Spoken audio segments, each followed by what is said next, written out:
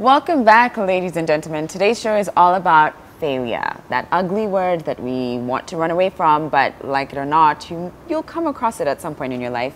And so we're interviewing incredible guests who have risen from that and dust themselves off and created beautiful, magical, empowering, and impactful businesses and stories too. My next guest is Paris Bhutia. She's the founder of Timeless Spa. And we're going to dive into it. She's also an author, ladies and gentlemen. She wrote the book, The Audacious Dreamer, a story of faith, hope, and love. That is it. Welcome, Paris. Thank you. So I guess I want to know from you when your first true or deep encounter with failure was, when it really hit you as a setback and a challenge and you felt unsure about the next step. Do you remember what that was for you? Yes, I do. And Shalon, I don't even know where to start because my favorite moment, I was young. I was like 10 years old. Okay. I know. You might like 10 years old. What failure did you had? Because at those days, my dad was then a very successful businessman, and he was vying for office in the Moi regime. And something happened, and he went bankruptcy. So we went from their family to their family, from having cash to walking to school, from being driven to school to now walking to school, from going to, expensive places to now you don't even know where you're going to get your school fees. So I started encountering with failure then that was at a very young age. I was determined that I pray to God my life will never be this low. Imagine at a very young age. And then, as fate would have it, I kept on telling God, please, I want a better life than this. I want to get out of this. I'm a village girl. I grew up in village then. From there, our things just went down. And so when I went to high school, the failure followed me. How so? Thank you. I'm glad you asked. As much as I wanted to concentrate on education, to be a good student, and I knew the only way out of village would be my education, because I was like, my parents now don't have money, so I wouldn't have that favor. So the only favor I can have now from God is me getting education that will get me out of this. But the more I tried, I don't know about you, but I wasn't an A student. The more I tried, the more I was failing at it. My dad then, which hurt, and I forgave him for that. I was trying. And my brother, who was very smarter than me, would be number one. And one day I tried to be number one so that I can also be like, yeah, look, daddy. And then he looked at my marks. I want you to imagine this. I'm the firstborn, he's the secondborn. He looked at my marks and he go, look at this, Paris. Look at your brother. You were number one among fools. You failed. This is being number one. Look at your brother. Yeah. I know, I can say that now. Yeah, and cry and laugh about it, but yeah, I can only imagine. Then it wasn't, a loving matter. And from there, I was like, why do I even care? Why do I need to try? I don't need to. The more I try to succeed, the more I seem like I'm failing on everything. Even my dad, I've just said it. I am, I'm a number one among fools. And with that, I created a relationship with failure. Let me first say that. Oh. And I was like, I'm doomed. This is it. This is me. For a minute, I thought, this is me. And so I finished high school and I failed terribly. I really did. So I want to tell that person who's listening, I was that person who could not even go to university. I failed. My brother went to university and I couldn't. I failed. I got me a D+. I couldn't believe it. And I was a smart kid. But it's just when somebody just pick it that, if you hold that and you take it, you become A. However, something inside me, remember that thing that God had put inside me that I knew I was better than that? I knew I have to be scared and I have to move forward scared. I didn't know what future had, but I knew that I can be better. So I decided, I told my parents, I don't want to go to college here. I failed anyway. I can go to university and I wanted to go to university. I want to go abroad. But as fate would have it, they couldn't afford it. They couldn't afford to pay for me to go have education abroad. So I said to them, just pay my ticket. I'll figure the rest out. Pay my ticket. Don't worry about nothing else. ticket. What? So Shalon, I was 18 years old. My family paid for my ticket, and I left to go to UK with only £50. Okay, now this story is getting really interesting. So you get on a flight, land in UK, £50 in your pocket, and I mean, already it's such an expensive country. So what was the next step? And at this point, also, I'm curious to know, had that like relationship of failure, had you broken up with whoever you thought you were? Now, I had already spoken to God, and I thank God. He's so faithful. Great is His faithfulness. So I had told God, I know but I could fail it. You know, inside you know you're better than this. Even you failing at high school, you know you didn't fail because you're stupid. Yeah. It's just you did not. You connected with the word failure. People, honestly, especially the people you look up to, they can actually suppress you without knowing. You know that? And because they're your mentor, they're the people you look, they're your mirror. So if somebody tells you, you're not good enough or you're not smart enough, you can sometimes take that for what it is. But I somehow only started not taking it for what it is. And my turnaround came when I went to UK. I'm in a new country, don't know people, making new friends. And guess what my first job was? What paid for my education that I'm so proud of today? Chambermaid. I was cleaning rooms. Yes, today I'm a CEO of a company. Yes, I travel even first class, but I started by cleaning rooms. You get it? Yeah. And in that moment, that's when my essence came back to me. Like, wow, you're not stupid. Go back to school and achieve whatever you wanted to do. Right. Now, here is failure number 2 came to me. Okay. So I've worked hard as a chambermaid. I've saved money. I've paid school. And I started to do nursing. But as fate would have it, I meet my husband, who's my husband now for 24 years. And at the age of 21, when I'm now going to school and doing everything, I mess up and I get pregnant. And I thought again, oh God, I'm doomed. I think my dad was right. I can never do anything right. Here it is, I've worked hard, I've gone to school. And now I'm failing my parents again. The word failure again, oh my God, it came facing me right on the face like this to say, you're doomed, you never amount to nothing, you're done. You're just going to be a mother and a wife, if you're lucky to be married, because I wasn't married for the rest of you. But as God would have it, my husband stayed with me. I got married to the man, and he supported me to go back to school.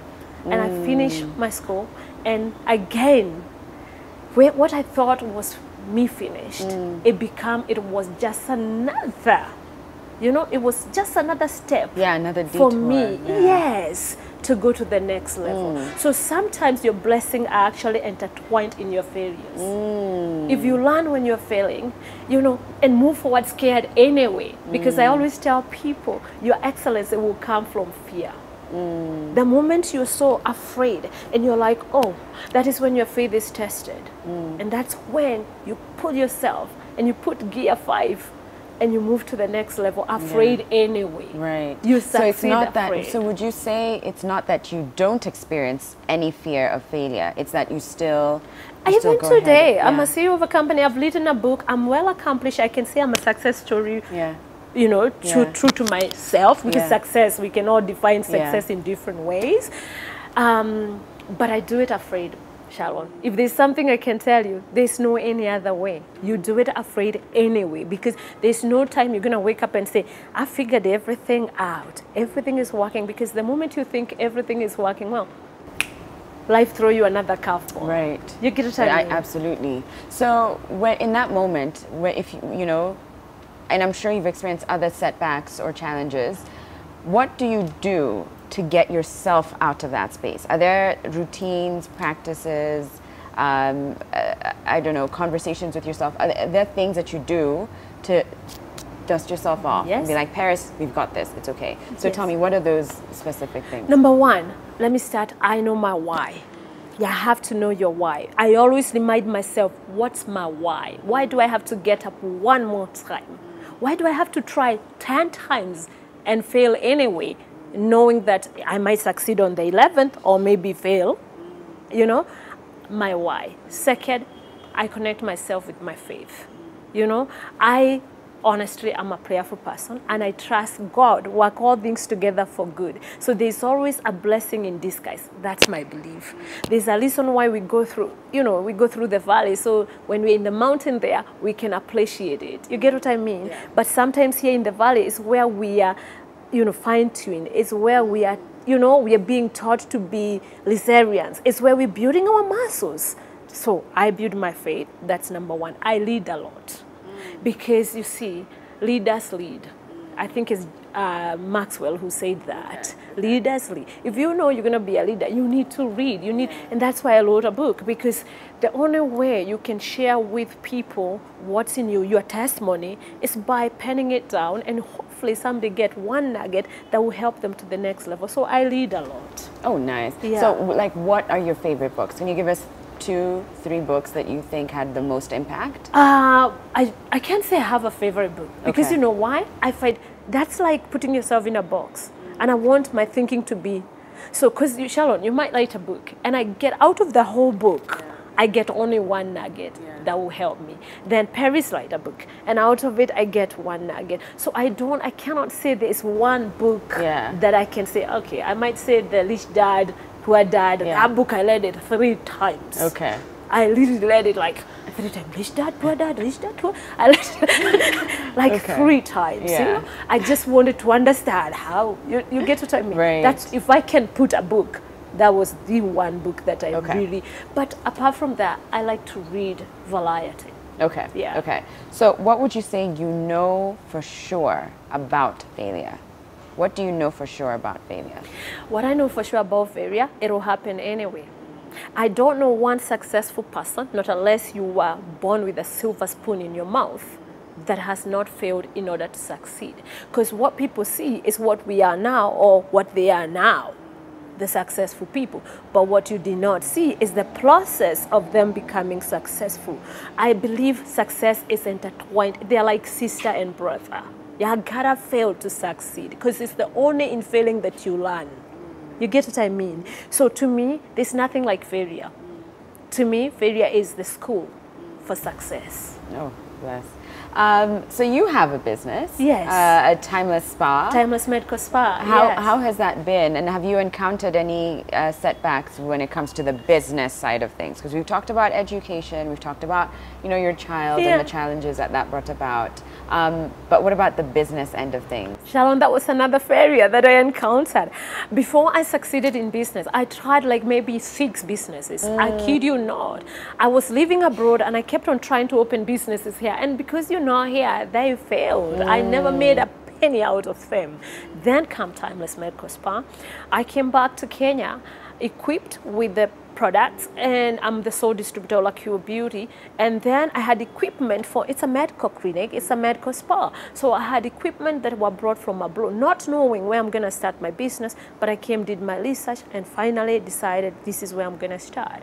I found a contractor who then told me, I thought it's a Muzungu. I was like, Muzungu can never tell you lies. I mean, I've been abroad. These people are very, honest and everything. So I thought, okay, he can't lie to me. Oh, it was the biggest mistake of my life. So he told me that it will cost you 3 million for you to do this, and we will give you this. So, okay, I was like, good. So my dear, so I paid, we started, and within maybe 2 months, the thing was shoddy, not finished. The mall, my clinic is in Lavington Mall. The mall told me, this is not Kawangware. I didn't even know where was Kawangware thing. So you have to bring this down. This is not our standard. It has to go. We cannot allow you to start this business like this. I went to the toilet salon. I cried. I cried for 2 hours. I kid you not. Oh. They brought it down. Everything that I paid for was reduced to rubble. My friend who I love so dearly came and told me, Paris, this too shall pass. My husband who I love, he's been the support of my life. He told me, put the thing in the storage. It's okay, we'll pay for storage while we figure what's next. My mother, God bless her, she was like, God did not bring you this far to not let you succeed. Wipe your tears. We will figure it out, start again. Because remember, I had spent all my money buying these machines are very expensive. And now I've spent the rest of the money to pay for. And now I have not even fixed the place. So I still need another 3 million to fix the place. Wow. You get what I mean? So it's I guess it's to say, like you said, success and failure, brother and sister. And the one thing you know for sure is that you will fail at some point. You will fail in your life, whether it's in your marriage, whether it's being a mom, because I'm a mother, I'm a wife, I'm an entrepreneur, I'm an author, like you said. So all those things, I'm a friend, I'm a daughter. And at some point, I feel being a good daughter. Sometimes I feel being a good mother. And sometimes I feel being a good wife. But the good thing is, Lycerians, keep going. Enjoy your life and know your why. You have to keep on failing and getting up again. Wow. Thank you, Paris. Thank you so much. This has been incredible getting to hear your story. And I think the one nugget, you talked about the one nugget that, that I'm taking with me is that you have to know your why. And that's what's going to help pick you back up more than anything. Yes. Have a strong a sense of self, and for you, you also talked about religion and God being a backbone for you. Exactly. You need to know your why. And find your essence. Find your essence and know your why. Yeah. Thank you so much. Paris, where can people get your book? They can get my book at Amazon.com. They can get it at Timeless Medical Spa in Lavington Mall, 6th floor. They can get it at every Naivas that sell book. And also at Yaya Center, the bookshop. Bookstop. Yeah. All right. Thank you so much, Paris. Don't go anywhere. We have another guest who's going to share her incredible story in a moment.